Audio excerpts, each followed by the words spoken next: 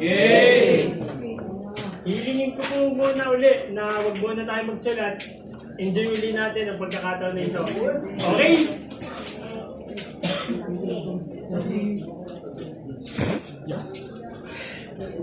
Yung teleslay na LeBron James?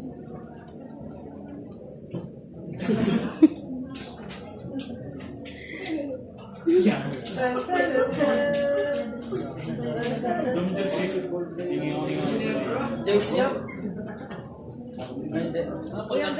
Paul R. Diddy. Ay, wala.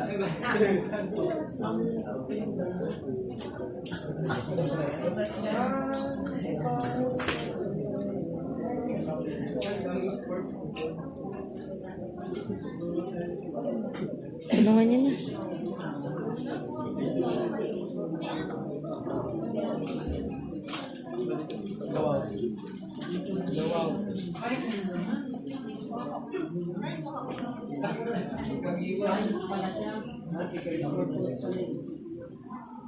Kadiwa? Game, game, game! Buhay na rin natin na klase! Yo! Yo! Ang daming masyadong nalalaman! Pagkatapos mag-crossover ng harapan, nag-bang the back pa para di siya makagawan. Half step, head fake, malamay kagiwa yung galawan. Pasok! Sa court ng kalaban.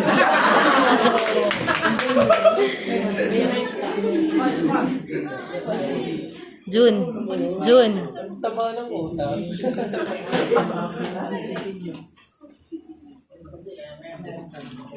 Pag sa laro.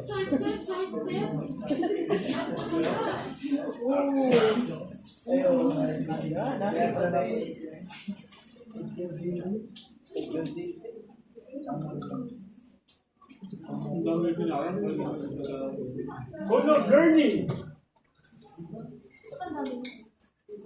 Sama rin.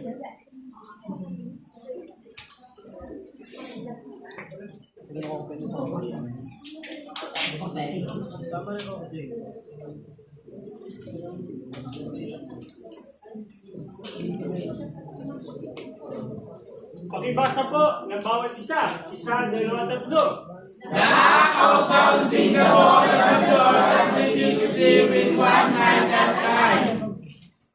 Sa pagkakataon nito, tayo yung nagbasa. May idea? Babasahin ko para sa inyo. The act of bouncing the ball on the floor continuously with one hand at a time. May idea? Meron. Looking at pictures.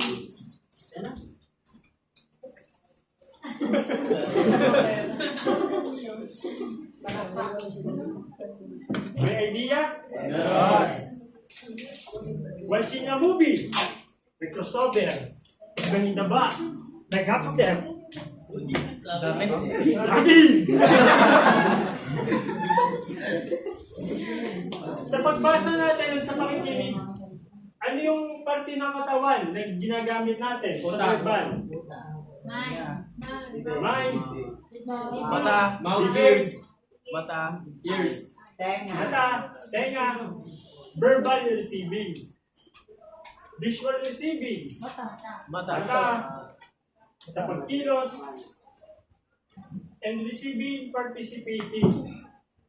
Participating in a discussion, giving a talk. Doing. Kaya naman sa pagkakataon nito, iniimbitahan ko bawat isa na tumayo.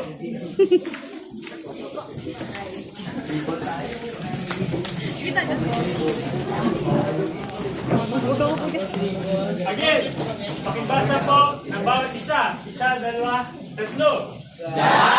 Bouncing the ball on the floor continuously with one hand at a time. Doing a dramatic presentation, doing the real thing. Pagkagawa ko, gagawin ninyo. Okay? Okay. Crossover! Behind the back! Half step! Half step! Head fake! Head fake! Hit the wing! Pasok! Pasok! Sa kalaban! Salamat po!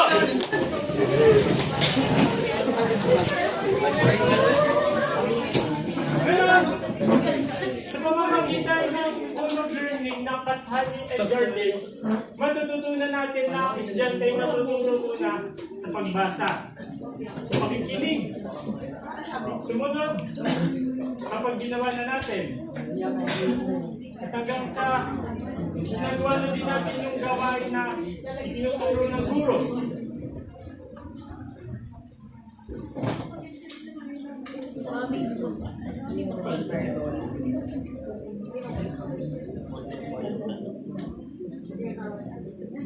Active learner, activities in classroom, current knowledge and content, develop implementation skill, and students to record and absorb the knowledge. Passive, verbal lectures, textbook, recorder, and who can differentiate active and passive? Answer. Base sa sinabi kanina ni Ms. Micaela, the difference between the active and the passive, sa passive ay walang hands-on or hindi actual na ginagawa ng bata. While the active ay actual na ginagawa yung isang bagay. Salamat po. Kaya sa pamamagitan ng bahagdan na ito, matutulungan natin ang ating estudyante na may isang gawain yung tinuturo natin. Kaya, pagdating ng araw, magiging guro din tayo. Kaya sa pamamagitan ng bahagdan na ito, maging gabay sana natin. Maging gabay na hindi lamang sa pagbasa, hindi lamang sa pagsulat natin asahin ng ating estudyante.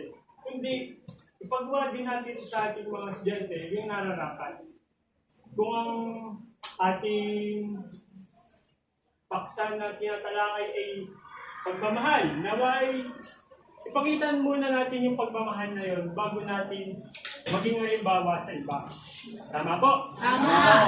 Kaya naman, gusto ko sanang magtanong. Alam nyo, sa dalawang bagay lamang tayo maalala ng ating estudyante o na ibang tao. Una, mabuting ginawa at masamang ginawa.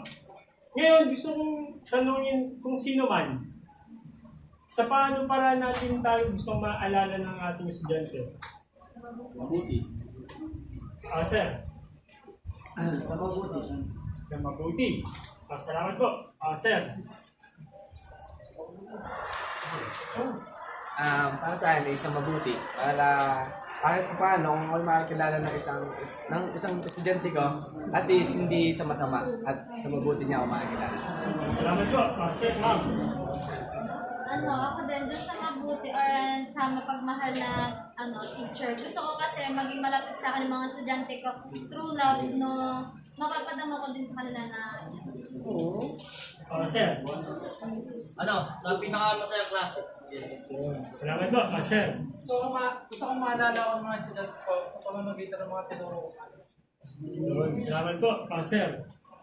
So, kaya ko bilang mabuti ng aking estudyante. Na kung sino ako, no, hindi sila takot sa akin, may respeto sila sa akin na dahil hindi sila takot sa akin. Salamat po. Ma'am?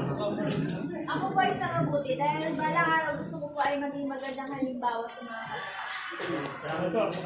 Being a friendly teacher sa mga estudyante. Para during class ay walang pressure sa kanila. Salamat po. Ma'am?